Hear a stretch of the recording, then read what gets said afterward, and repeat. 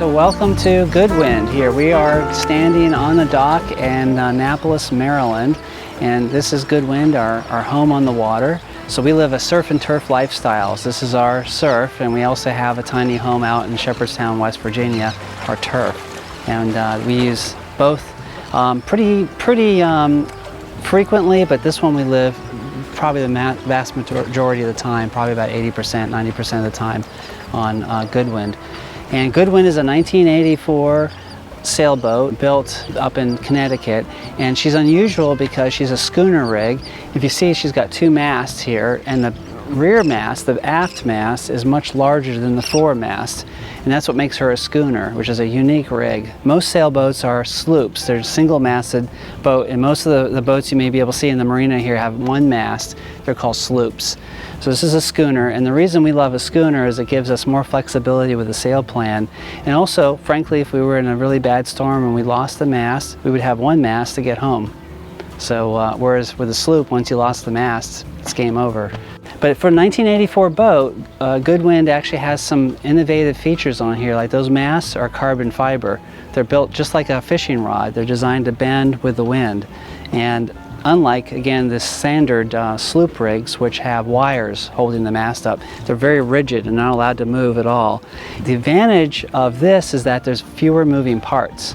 The rig with the sloops on there is that if any of those wires breaks or whatever, the entire mast would go toppling over the side. And here, as I said, it was just flexible. It's only attached to the boat in two places. So it makes for a very simple boat. In fact, the model is called a Freedom. So it actually really reflects our lifestyle, which is a free lifestyle, a free way of sailing, and freedom from lots and lots of winch grinding and sail hoisting and all kinds of things you have to do with the more traditional sailboats. So very modern rig for 1984, and still pretty modern today too. This is also a Pilothouse on here. Now we have covers on the windows to protect the interior from the heat. It's called a Pilothouse because it's designed so that you can actually sail the sailboat from inside the cabin, which is another unique feature for this kind of a sailboat. Most sailboats, you have to be out in the weather, behind the wheel, with all the wind and the waves and everything hitting you. It's kind of a miserable thing when the weather goes bad. But with a Pilothouse, you can go down below and stay nice and dry and keep sailing. It's really a nice advantage. The biggest mast here is 55 feet high, which actually is still a Freedom concept because it's low enough to get under most of the bridges on the Chesapeake Bay and the entire intercoastal waterway without having them to open for us. So that's a real advantage for going up and down the coastal waterways. You don't have to call the bridge tender and ask for them to open up. So another good reason for the Freedom name. You can see on the back here we have a large canvas cover, which is the cockpit enclosure. This was a lifesaver during the winter time. It gave us protection from the wind and the cold, and we can close the entire thing, and actually that little heater that we have on board was actually able to keep it nice and relatively warm when it was like 40 or 50 degrees outside. We could actually sit out here and enjoy the view and not be too claustrophobic. And that's how we get back on board here. Hey Marley. Hey Marley.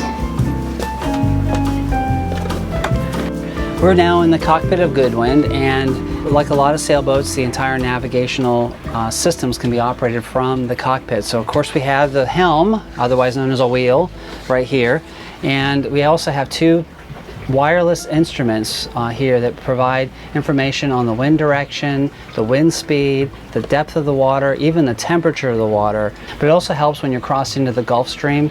It lets you know whether or not you're in the cold section of the Atlantic or into the warmth of the Gulf Stream. So it's actually a useful tool. And these are solar powered, so they're totally wireless and solar powered. We have the autopilot here, which actually is able to steer the boat independently of us, so we can take a break. And the very basic but most important part of all boats is the compass. And when all else fails, when all these electronics and everything else goes, the compass will still get you home. And as long as you understand basic navigation, it's a fantastic tool to have on here. And then we also have a VHF radio that we put on here so we can call back and forth to other ships, or for emergency help, or just to listen in to docking maneuvers on that. And we can also control the engine from back here, so there's a throttle and the reverse and forward on here. And then lastly is the radar. There's a radar display on this whole thing here. And radar is a very good tool, of course, when there's fog, but also at nighttime, and it also helps indicate things like a thunderstorm coming or other bad weather. So it's a really great tool as well, seeing other boats out there. And the visibility is fantastic from here when you're sitting on the helm seat. And by the way, you notice that the helm seat's got this interesting curve on it, and that's not just for style. That's because when the boat, remember, the boat's going to be heeling most of the time. So when that's happening, this part here is actually flat. So you can sit on the flat section while the boat's heeling and not feel like you're twisting yourself sideways. And when it's really heeling badly, there's an extra flat section here. This is when the boat's over almost at 40 degrees. We try not to do that because that's pretty uncomfortable on that. And this is a wonderful place when we're all done sailing. We got comfy chairs up here. This table flips up and makes for a nice dining area. And we, as you can see, have a nice sun shelter here, so you can just sit out of the sun in the wind and really enjoy the weather, the view, and the whole bit.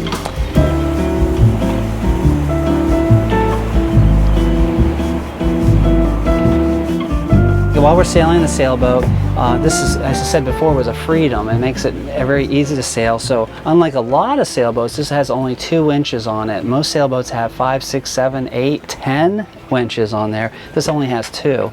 And these are called self-tailing, which means that when you put the line on it and wrap it around here like this to hoist the sail, it has a little jaw in here that grabs the line and pulls it for me. So I can go ahead and hoist the sail up without having to pull on this end here. So I can put 2 hands on here and do all the work. And this is also a 2-speed winch, which means it's 1 speed low gear and the other speed high gear, just by moving it the opposite way. And a quick remove handle on there. So very easy to use. And then on top of that, we have clutches here which hold the lines for us. So between the clutches, which lock the line in place, and a winch, you can do the work of like 10 men. That's a real innovation for sailing. I mean, innovation since the 1920s or 30s, I guess. But it's an essential piece having winches on here.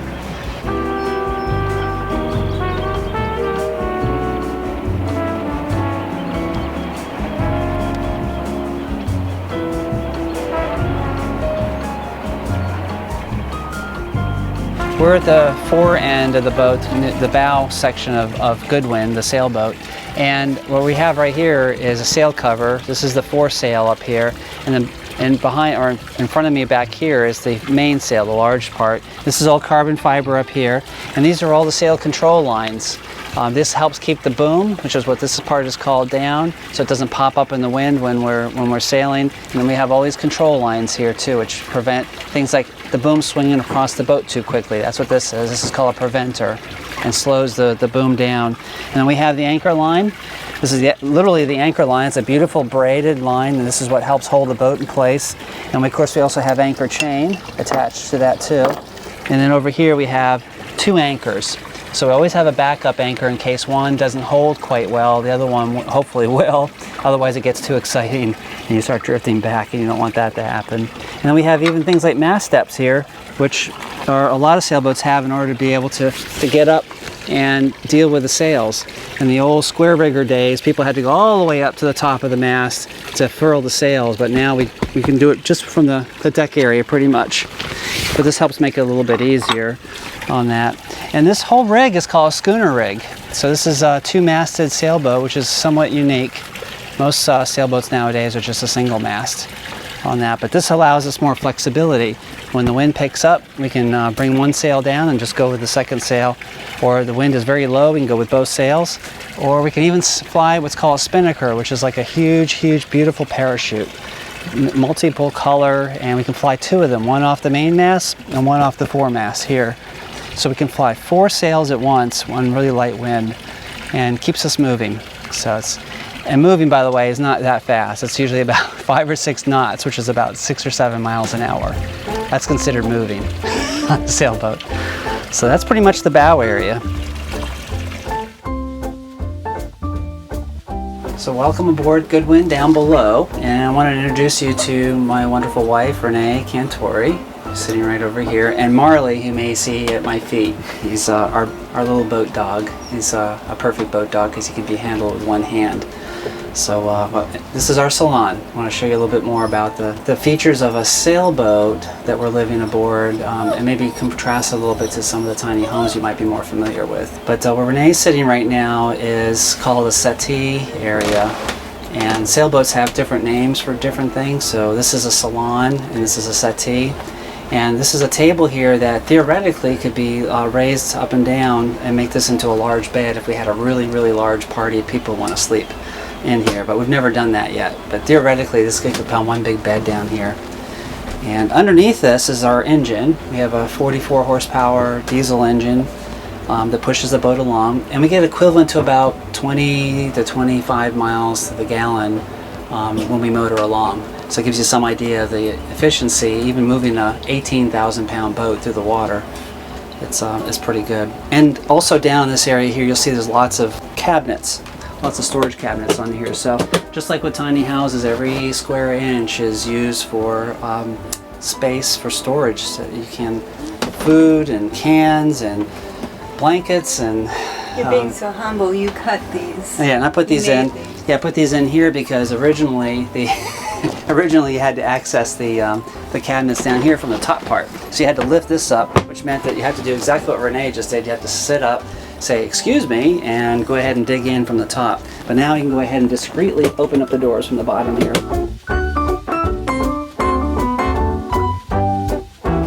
This also is set up because it's a sailboat here to be operational. So while we're underway, this settee length over here is long enough to sleep. Even a 6'2" person could sleep over on this side here. And believe it or not, this looks really short right here. So when the boat's heeling one way, you always want to sleep on the low side. So this actually has a cushion here that gets removed. And you can put your feet up underneath here, and this is big enough for a 6'2" person as well. And you've had people use that underway. Underway, it's really important when racing or you're doing overnight sails that you get good sleep, because one of the biggest problems in cruising is exhaustion, is getting exhausted and making poor decisions. So good sleep is important. And so these berths are great because they're in the middle of the boat, so the motion isn't so bad as on the ends. That's a lot more motion. You get a much better sleep on these two sides. So that's the operational piece. And you can see this has a big windows in here. In a boat, we don't call them really windows, we call them ports when they're opening, but we can call them windows since these don't open. And this is unusual for a lot of sailboats. Most sailboats have a lot smaller windows in it, like the ones you see behind Renee there. Those are smaller ports.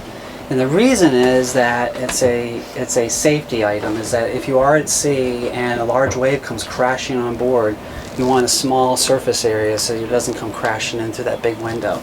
But the way you can compromise on that is you get what's called storm shutters. You get a second window that goes on the outside of that, makes it doubly strong on that. And one thing that's distinctive about sailboats or even power boats is the use of teak. Teak is the favorite wood, mahogany as well. And so you can see the floors are what I call teak and holly in this case. Which is a very traditional boat style flooring. It's very durable, it looks pretty good, and easy maintenance. It's just varnished, it's got a nice look to it. And then the rest of this boat is a teak and mahogany plywood on here that's been varnished. So it gives it a nice interior. But a lot of boats are really dark, so we don't like dark boats. And that's why we have these big windows here. Come into the galley. Want to take a look at the galley? Yeah. Come on back. This is the galley here, and we have a stove that comes with a usable oven. I've only used it twice. I'm a little intimidated by it. And then we've got our freezer, our ice box, which actually we don't need any ice anymore because Greg just installed a real refrigerator unit in here, so now we can fit more things in since the ice used to take up a lot of space. And and there's a freezer component there too, where we make our ice cubes for our drinks. You notice it's top loading, which helps retain the cold. It's very, very efficient by being top loading. When you open up a regular refrigerator, the cold air pours out. True. And we have lots of storage space for spices and breads and more spices. I do a lot of cooking on the boat. We've got our silverware in here, our plates over here with some cups, and we have a 2-sink situation, so we wash our dishes and then we dry them and put them away. Tell them about the gimbaling stove. That's something that tiny houses don't have. That's true. You wouldn't need this unless you're underway on the road on a curve or something. But if you're sailing and there are a lot of waves, you're cooking underway, you always want the stove to be plane, to be level, so that if you're cooking lentil soup, for example, the lentil soup doesn't pour into the galleyway, make things dangerous, and destroy your dinner at the same time. So you can set the stove so that it doesn't gimbal when you're just at port. And it has this stainless steel bar across here, and that's an anti-skull to hold on for dear life while you're trying to cook. So that's something, again, you don't have to do in a tiny house. You don't usually hold on for dear life while you're cooking. Yes. So it's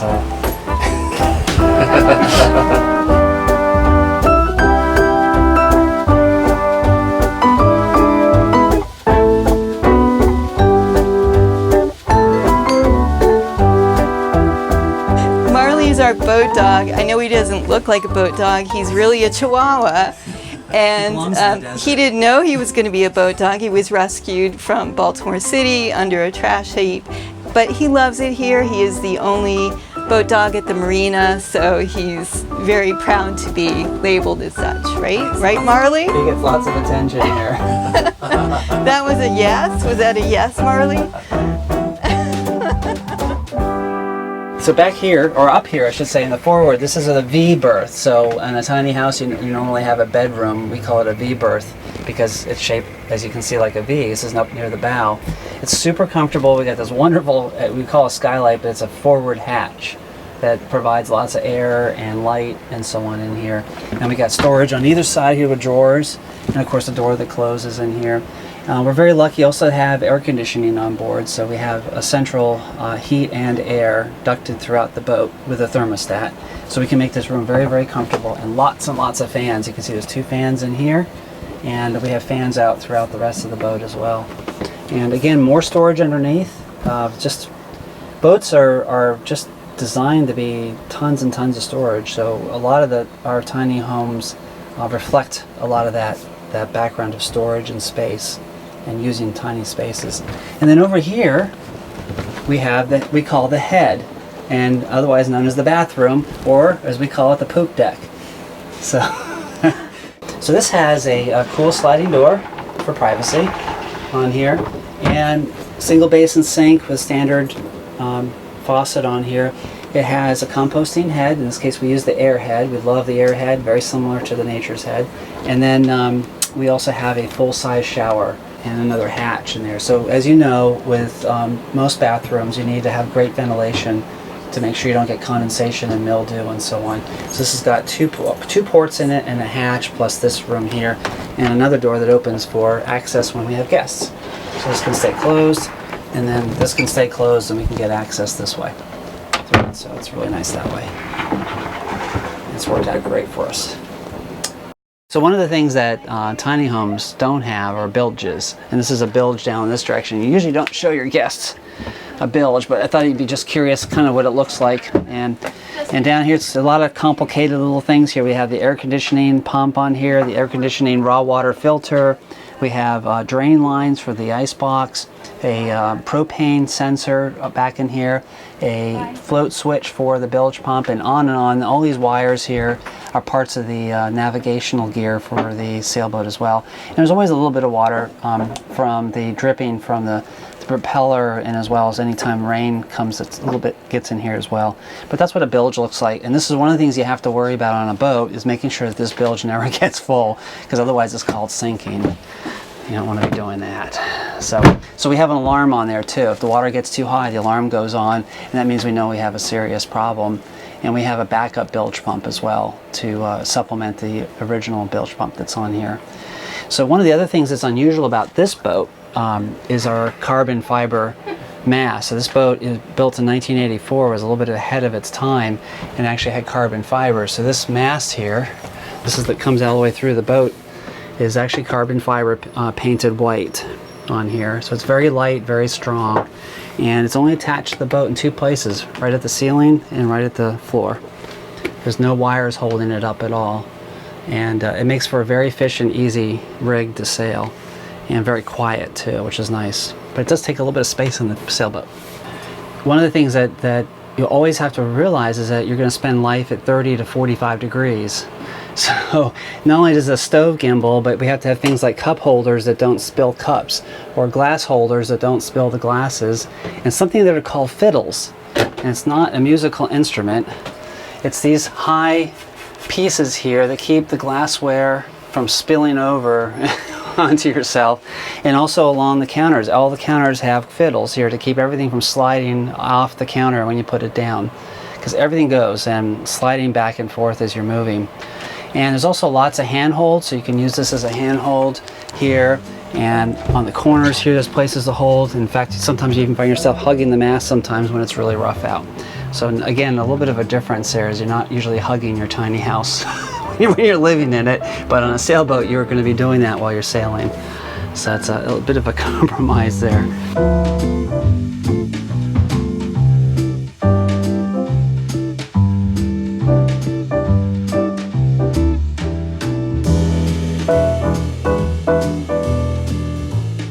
One of the commonalities between tiny homes and sailboats is the good old Dickinson fireplace, which we absolutely love in here because of course it has the fire ambiance in here, and it really does a great job keeping the sailboat warm. This, along with one electric heater throughout the winter, was enough for us to stay warm on this boat.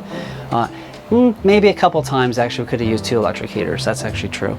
But this was wonderful, and actually the Dickinson brand, which was the stove and this, originated for sailboats. And in so many ways, the tiny homers have discovered the advantages of having marinized, all stainless steel, really smart technology with the fact that the air is coming in from the outside, being combusted and sent back out again, so you don't have to worry about dying with carbon monoxide and things like that. So it's really great. It got us through the winter, and it was a nice flame as well. And then one of the things that a lot of tiny homes don't have is something complicated looking like this, an electrical panel that's both on-grid and off-grid. So on this side here is our AC power. So we have our air conditioners on here, a water heater. We have a reverse polarity switch on here in case we hook up to the wrong kind of power, it goes on. And then the meters here. And this is all 1984. So this is actually a very old switch panel. And on this side, here's the DC, and we have things like, of course, ignition to turn on the engine, radio, depth sounder. That's something you don't have on a tiny house, is how deep is the water, unless it's flooding. But we have a windlass, which is the motor that pulls the anchor up on there. An autopilot, which actually does steer the boat without us having to be at the wheel. And that can go for days and days on there. We have radar. Of course, the refrigeration that we talked about. We have a blower, which keeps the heat of the engine room outside the boat. So sometimes when it's really warm, we can turn that on and get the heat back out on there too. Shower sump for our shower. And then over here are things, again, that only would find on boats, which is running lights, steaming light, and anchor light. And those are underway. So they're red and green and white, and anchor light's an all white light on there. And so all these have switches, and then of course we have our ammeter. And then over here we have our energy management center. So right now you can see our batteries are fully charged, 13.8 volts. And these are charging 4 AGM batteries, absorbed glass mat batteries, which are right under here. So there's 4 of them. And one of them is a starting battery, and 3 of them is for the entire house. So we call it a house bank on there. And we can go, we just discovered we can go 7 days on the house bank charging off-grid, no solar power, nothing. So we can go 7 days without any additional power, just off the batteries. And then the engine turns on and starts charging them back up again. And then over here we have our fuel gauges for our port and starboard, that means right and left, fuel tanks on here. And this last gauge back here is something we don't use anymore, because this is the holding tank for the sewage, and we don't have that since we have composting, and we love the composting toilet. So that's that. And just to give you an idea of the complexity back here, you can just pull it. Look at all those wires. So and again, this is simple 1984 stuff. Nowadays, imagine this about twice as big and twice as complex. And it feels like that when you're trying to track down an electrical problem. It can take hours and hours of frustration trying to figure out which line is the one that's not working and why. So very tricky stuff. So we try not to play with that too much. We have an alarm system on the boat over here, and then a standard thermostat, standard wall thermostat for the air conditioning system on there too.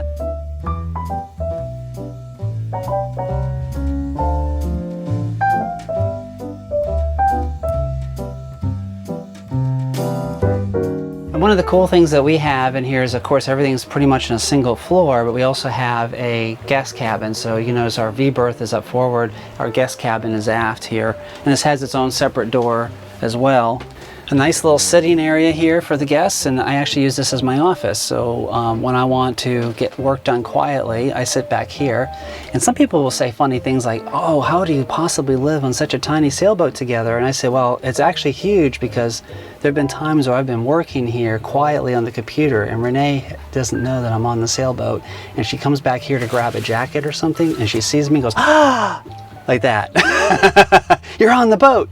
So she actually doesn't even know I'm here sometimes. That's how big this boat, tiny boat, actually is to us. And it's happened actually a couple times. And then over here we have our garage. Right now we have a lot of projects underway, so we have things laying on top of it. In about 2 months, all this is going to be gone. This will be a true guest cabin again. It's about a full-size bed back here. More storage underneath. An entire cupboard here as well for clothing, musical instruments, things like that, and a lot of headroom in here too. So it's a nice little private place to stay. Really enjoy it. Oh, and Marley gets to sleep back here too. He's our permanent guest.